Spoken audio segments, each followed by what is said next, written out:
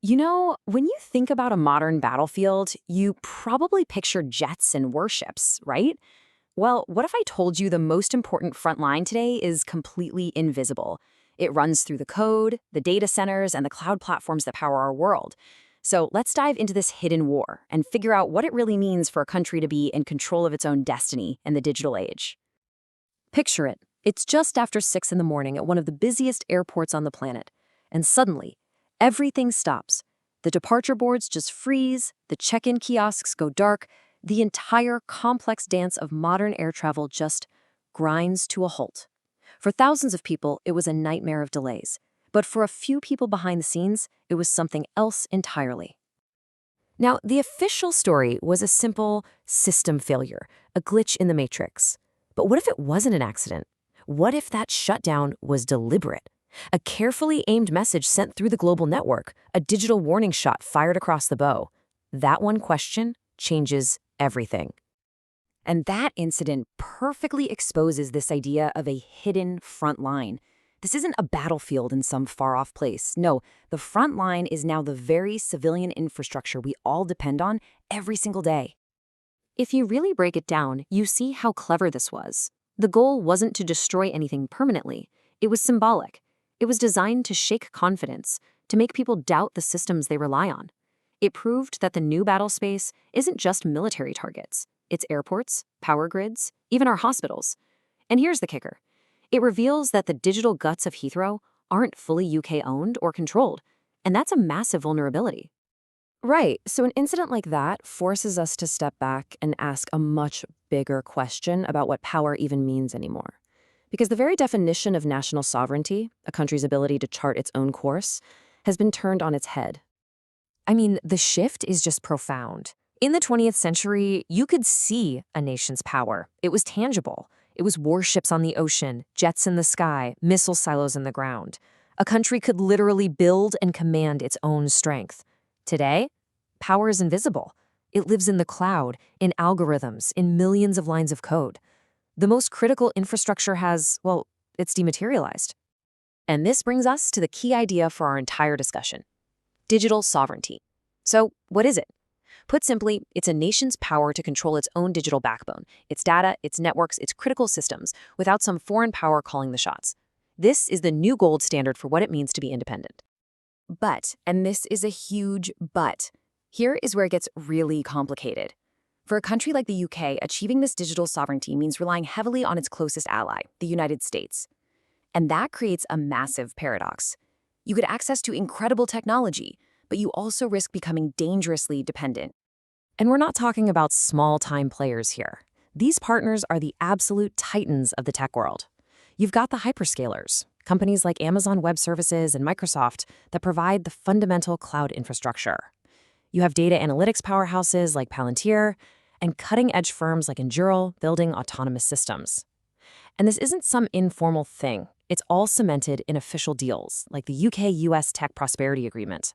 These companies are, for all intents and purposes, indispensable. So you have to ask, right? Where is the line?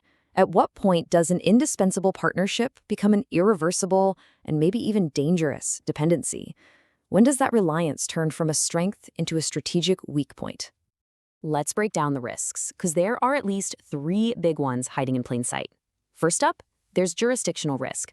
Thanks to U.S. laws like the Cloud Act, American authorities can demand data from U.S. tech companies, even if that data is sitting on a server in London. Then you've got narrative risk. These American companies talk a great game about being partners for UK sovereignty, but at the end of the day, their primary alignment is always going to be with Washington. And finally, there's industrial risk.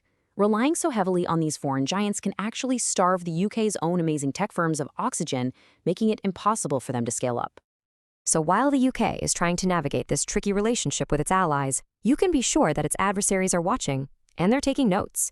In fact, they have entire playbooks designed to exploit the very digital openness that we value so much. And if you look at their approaches, you see 2 really distinct but equally potent strategies. Russia's game is its hybrid doctrine. It's all about creating chaos, to exhaust, divide, and destabilize from within. China's strategy, the 3 warfares, is a bit more subtle. It's about shaping how people think and controlling the story, basically winning the battle before it even starts. So let's take Russia. Their playbook is, well, it's not subtle. We've seen it again and again. Coordinated cyber attacks, huge disinformation campaigns pumped out by state-backed troll farms, and of course, high-profile political hacks by agencies like the GRU. The goal is always the same: destroy trust in our own institutions, create chaos, and soften us up. China, on the other hand, often plays the long game. Their warfare is psychological, legal, and fought in the court of public opinion. It could be as subtle as the way content is shaped on a global platform like TikTok, or as direct as pushing a specific narrative to back up their territorial claims in the South China Sea. The key to their strategy is deliberately blurring the line between a commercial tech company and the power of the Chinese state. And look, we have to be super clear about this. For Russia and China, this stuff isn't a sideshow. These aren't just clever tricks. They are core parts of their national strategy, specifically designed to turn one of our greatest strengths, our open society, into a critical vulnerability. Okay, so with all these risks and threats on the table, what's a country to do? The thing is, sovereignty in this new era isn't a given. It's not something you just have. It's a choice, a series of really tough, deliberate choices. And the major world powers are all choosing very different paths.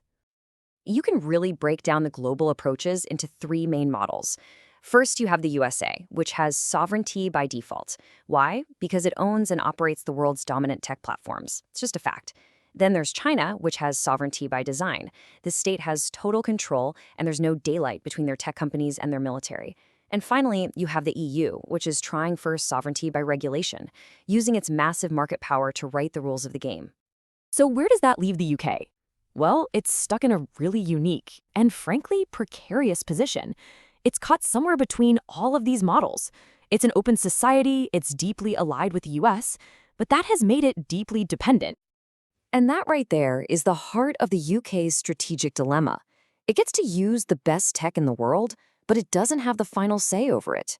That gives it incredible capability, sure, but it's not true independence. The reality is, it can't build tech at the same scale as America, it refuses to adopt China's model of state control, and it no longer has the regulatory muscle of the entire EU. It's got to find its own way forward. So at the end of the day, the big takeaway here is pretty straightforward, but it's also absolutely critical. Sovereignty in our hyper-connected digital world can never be assumed. You can't just take it for granted. It has to be a conscious choice. It has to be deliberately designed, invested in, and built, piece by piece. And that brings us to this final, powerful idea. For any nation, especially one like the UK, sovereignty can't just be a word you throw around in a speech. It has to be real. It has to mean something. It must be substance, not a slogan.